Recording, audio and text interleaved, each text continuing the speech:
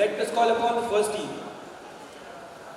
Diving through the depths of an unfathomable condition affecting the veterans, here is Team S19 with their presentation on dementia.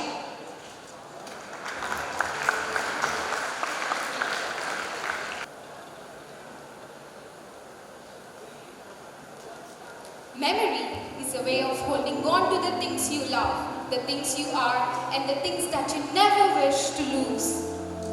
From the moment a child is born to the time they make memories, from the time they make their first friendship until they exchange their vows, from the moment they have their first child until they age gracefully, everyone has memories to cherish.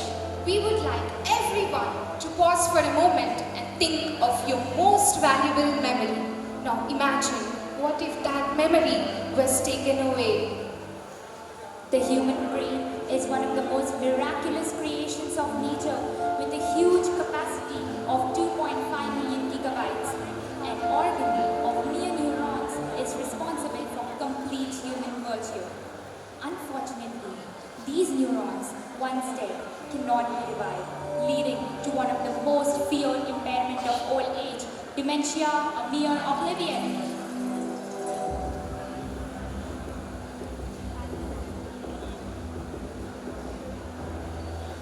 WHO defines dementia as a collective term that affects memory and other cognitive abilities that interferes with a person's normal life.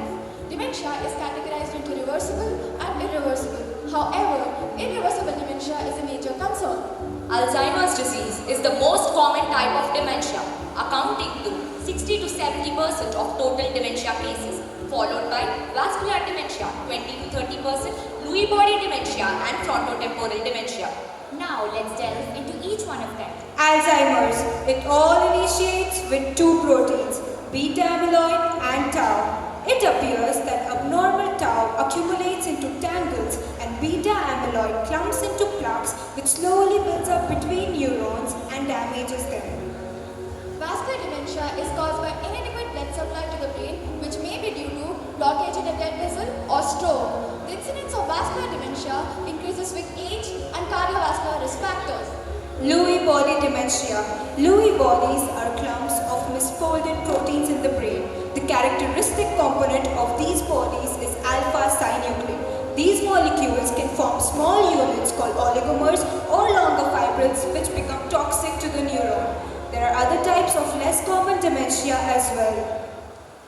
It sounds frightening, right?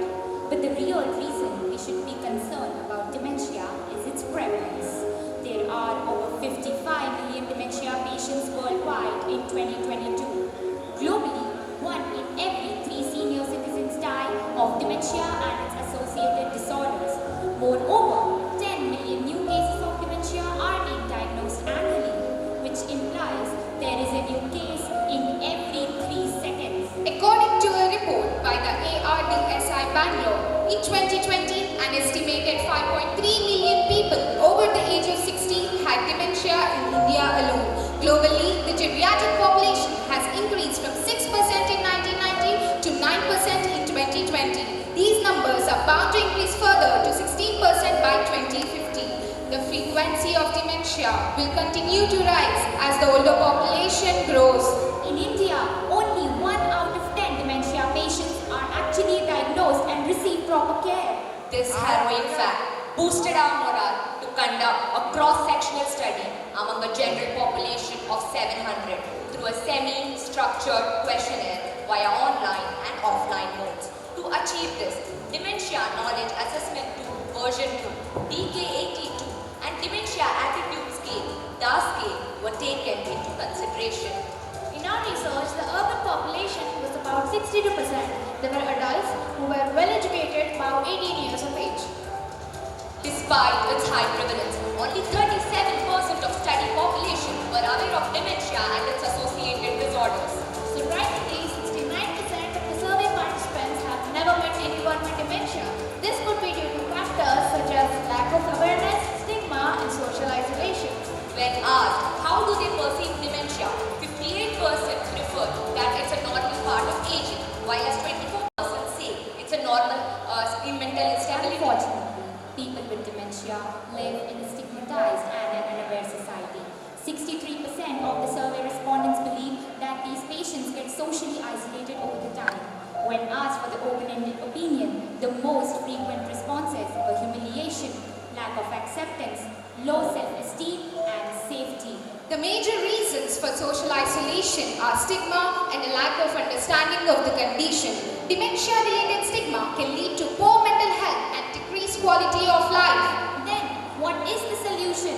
It's choosing interaction over isolation. Studies have proven the fact that social interaction activates cognitive centers of our brain to slow down the neuronal degeneration. Dementia caregivers are subjected to a lot of financial, physical, and psychological strain. In order to understand this situation, a study was conducted using the Zenith Burden Interview Scale. One-on-one interview was done with 51 primary caregivers of dementia patients with their consent. Financial issues, schedule disruptions, emotional stress, and health issues were emphasized. 9 caregivers were mild to moderately burdened, 32 caregivers were moderately to severely burdened, and the rest of them being extremely burdened. On analysis, in case of moderate to severely burdened caregivers, not just one, but the entire family was taking care of the patient in the moderate stage. On a daily basis, they were interacting in some way as well. Among the severely burdened caregivers, only 1 or 2 people were involved in caregiving, and the patients were in the later stages of dementia. Hereby, as the disease progresses, the burden on caregivers increases too. The missing piece that completes the puzzle is the dementia management system. We attempted to consolidate all of the knowledge on dementia management and care at one place, presenting a thorough step-by-step system modeled after other nations. Aging is inevitable and so is the risk of developing dementia. Here are a few measures to ensure proper maintenance and care. Firstly, using dementia assessment tests that can determine whether a person is at risk of developing dementia or not. If a person is at high risk, what do you think he should do? Here, a doctor plays an essential role, where his job is not only to diagnose, but also to enlighten the caregivers about the importance of the dementia daycare centers.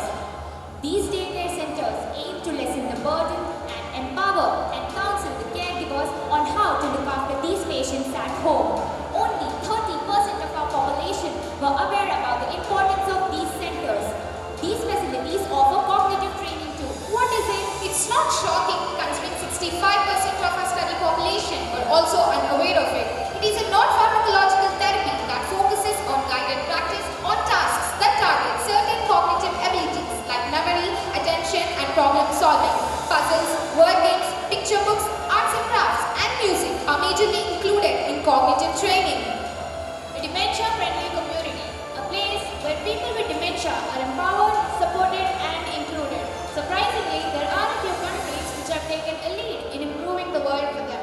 The Netherlands, the site for the world's first dementia-friendly village, which is intended to make them feel as if they're living a normal life by engaging them with nature. London is recognized as the world's first dementia-friendly capital city. It aims to integrate the cognitively impaired with the pre-existing mental illness more effectively. Other countries like South Korea, China, and Singapore have also sown the seeds for their well-being.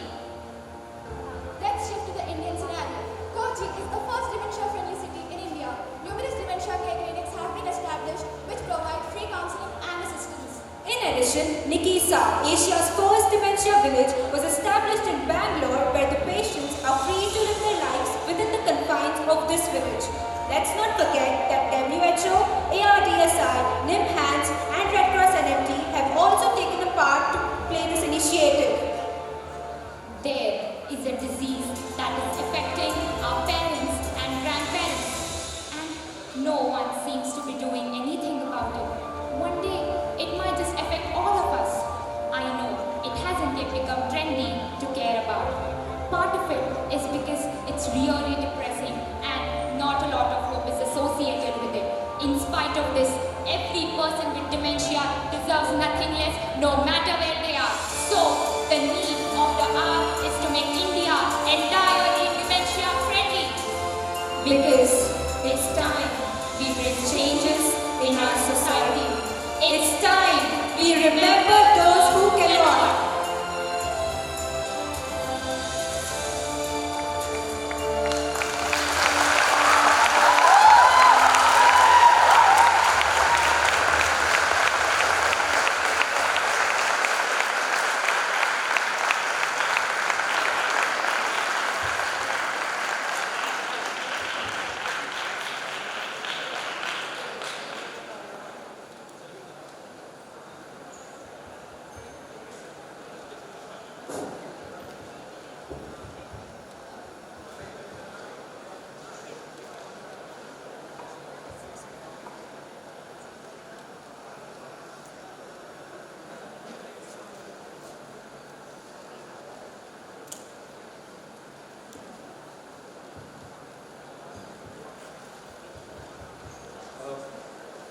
hearty congratulations to start with, and a beautiful presentation to start the symposium with.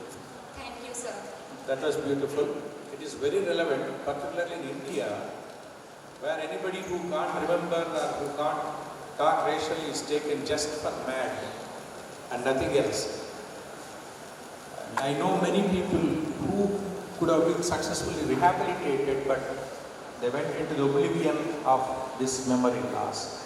It was very good, beautifully presented. The only thing is that the villages, so-called villages, and the centers that you are mentioning, where these people are getting rehabilitated, there are certain centers that get used to them so much that they won't want to come out of them. These centers should also focus on reintegrating them back into the mainstream of the society. That is the defect I found with these villages. Segregation never helps. But at the same time, interaction has its own problems.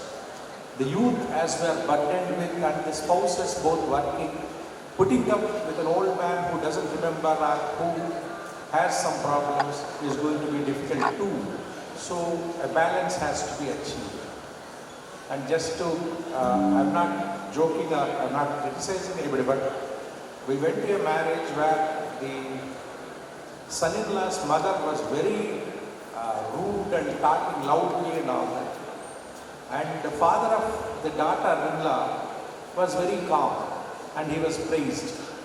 Later, both were diagnosed to be suffering from frontotemporal dementia and Alzheimer's disease. So ultimately, when you find somebody who is overactive or when you find somebody too calm, they need referral. That is another important aspect. But otherwise, you have brought out the issue in its entirety. I have certain reservations about the questionnaires. That 63% saying that they never met anybody with dementia is something fallacious, I feel. Because most of us do meet people having these problems, psychological problems. Questionnaires can be misleading. Excellent. Congratulations. Thank you, sir.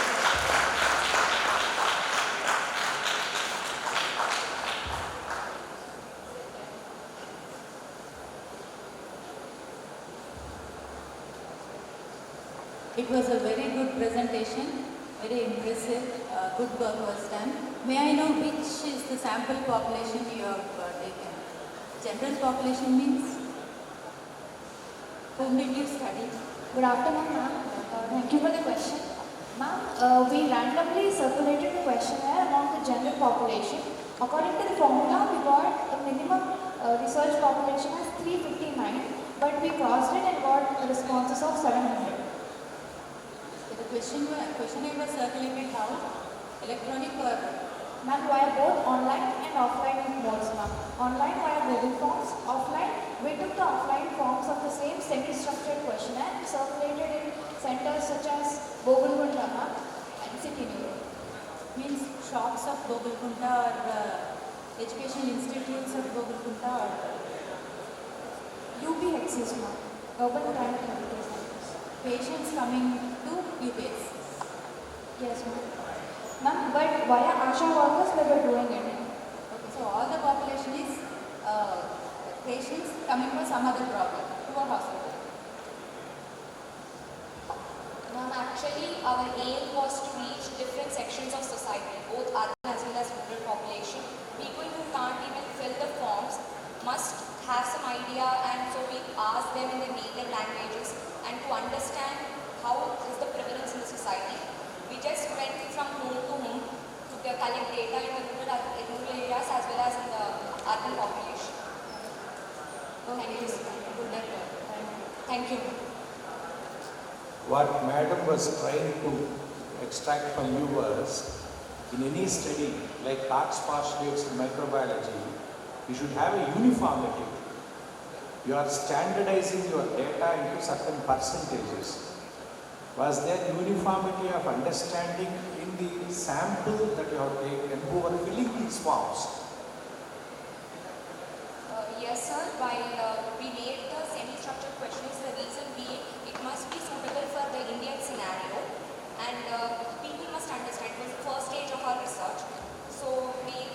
of taking it with these two forms because they are more apt for the dementia knowledge. And then we also try to enlighten them with giving some caregiver support. But the response is only from the patients or attendants also? Separate for caregivers, sir. General public was separate. Caregivers were the primary caregivers of the patients with dementia, and they were just 51 because we went for one-on-one interview, and it was a sensitive matter, and we had a study period of 45 days. So we could collect only 55 caregivers, and we are planning to go on with more caregivers in the future.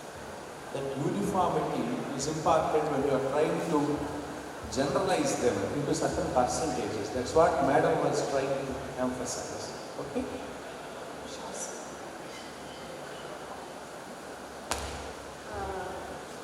That was a very extraordinary presentation, excellent presentation. You have done that AV concepts and are very well conceived and very well presented, no doubt about it. But then I have a few more queries to ask. You have this part 1 and part 2 of the study. Like part 1 was carried on general population, okay, and part 2 was carried on caregivers. Could you ensure that in part 1 only general population was there and none of them were caregivers? Yes, ma'am, we have ensured that we were just going for the general population by the customized sampling technique, and then in the caregivers we went to their home, checked that it was the patient with dementia, and then only took the data from the primary caregivers. Then if that is the case, then it becomes a cross-sectional and comparative study. Yes, Can we call it as a comparative study? Because part 1 is on general population and part 2 is on caregivers. Yes, ma'am, our idea was for a comparative study because the research populations were not equal, so we didn't include it as a comparative study. Was this offline study or online? It was completely offline, ma'am. For the caregivers, it was offline. Then sampling technique, what sampling technique you have used? Ma'am, the sampling technique was simply convenient sampling technique, ma'am, not randomization, ma'am. Because in randomization, we had to have a fixed group and an intervention group, which we could not do in within the span of time that we got. But that is not convenient sampling. You are doing on general population, no? Your part 1 is, you are doing this study on general population. That means it becomes something like simple random sampling or this probability sampling you have. You could have done. But when you are doing the study on primary caregivers, then it becomes a convenience sampling. That is, for the convenience, for the purpose of convenience of your study, you are selecting primary caregivers. Yes, that is what is called convenience sampling. So for your part 2, it would be convenience sampling, and for your part 1, it becomes simple random sampling or something. Yes, ma'am. Thank you for your insights, ma'am. I don't know if I really answered your. Then where was the general population collected from?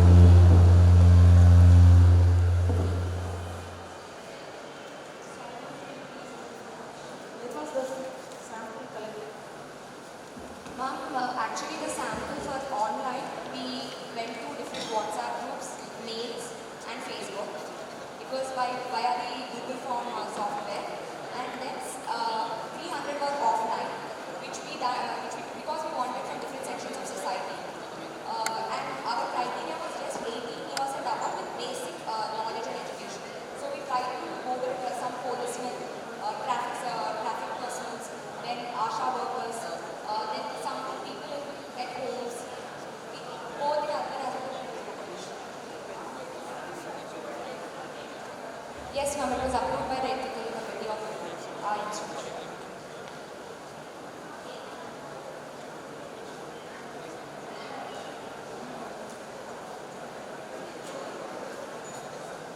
Thank you, ma'am.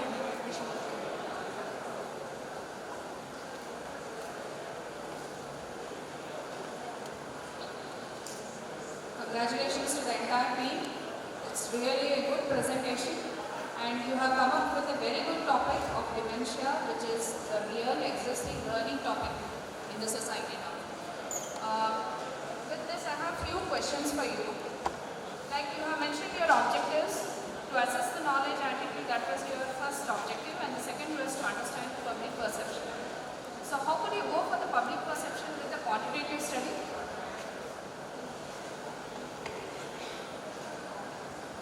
Once could you repeat the question? Yeah, second objective, you said to understand the public perception, isn't it? No, ma'am. In the second objective, we were supposed to assess the caregivers trained for a SARIC burden interview skill. In the second objective. Second objective, here it is to understand, that is what is given here, to understand the public perception. So Ma'am, it's a part of the first objective, ma'am. Public and general population and public. there are only two objectives in this.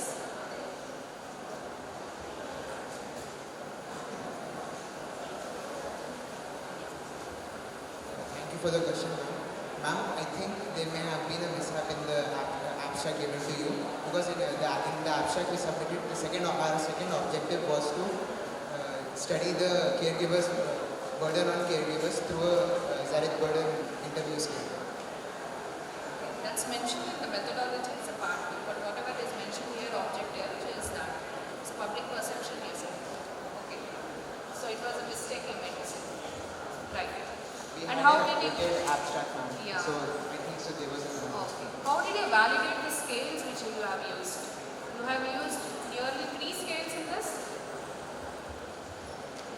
Thank you, ma'am, for the question. The SARIC burden scale, we got it validated by psychiatrist from ARDSI, Dr. Sadia ma'am, who really helped us with our study. She said that according to the information we got, the SARIC burden interview scale and the DAS scales are like the standard scales that are used to measure burden of not only in India but also over the world. So she suggested us to go with the SARIC burden scale, and then we went.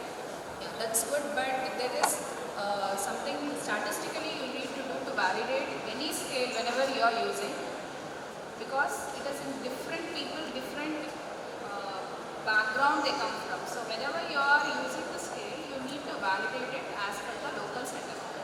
So that has to be done statistically. So that you keep in mind when you are putting it for your paper. Okay.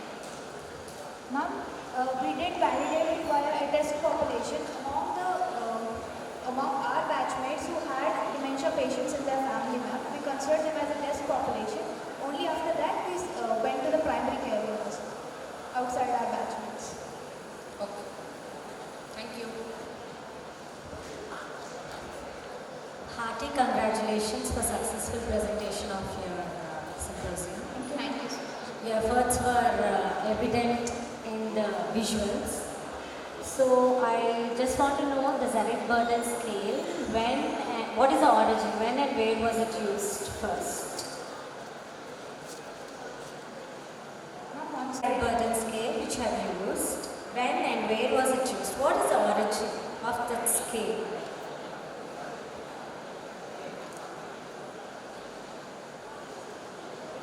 Basically, SARIC burden scale is a set of 22 questionnaire which consists 22 questions. So on the origin of the scale, who and where has it been used initially? Sorry, ma'am. And how do you support your decision to select that particular scale? I mean, in the review of your literature, how many studies were you able to come across which use the same scale? You have mentioned some references, right, towards the end. So, do any of those studies have used the same SARIC burden scale? Yes, ma'am. They are the Indian studies. Yes, ma'am. Indian. Can you show me the reference?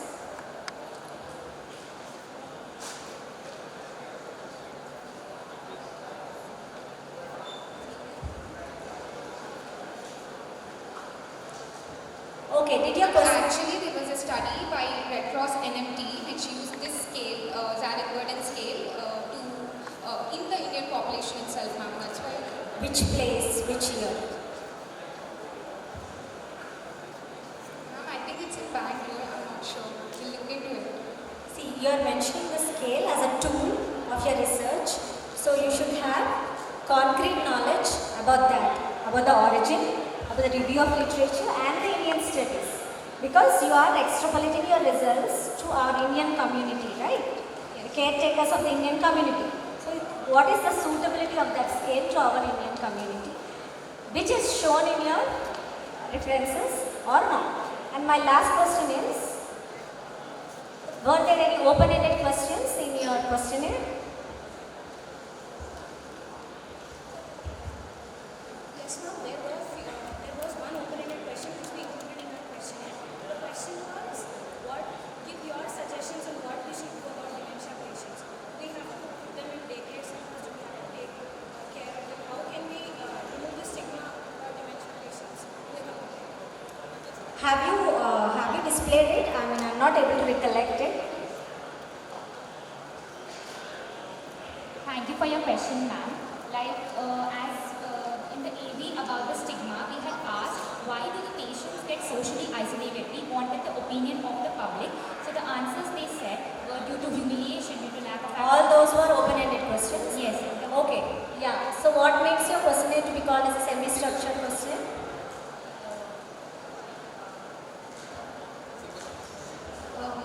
We took the standard questionnaires, that is DAS, Dementia Attitude Scale, in DKAT, Dementia Knowledge Assessment Tool, and then made it into a simpler version for people to understand.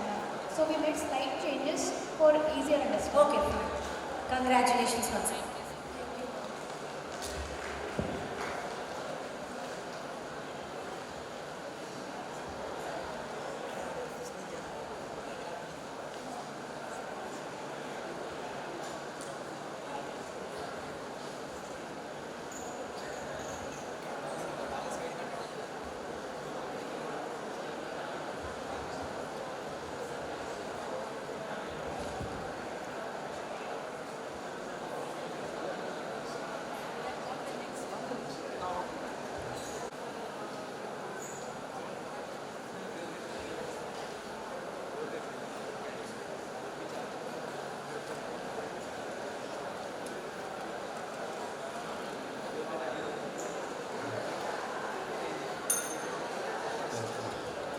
Thank you, Team Dementia.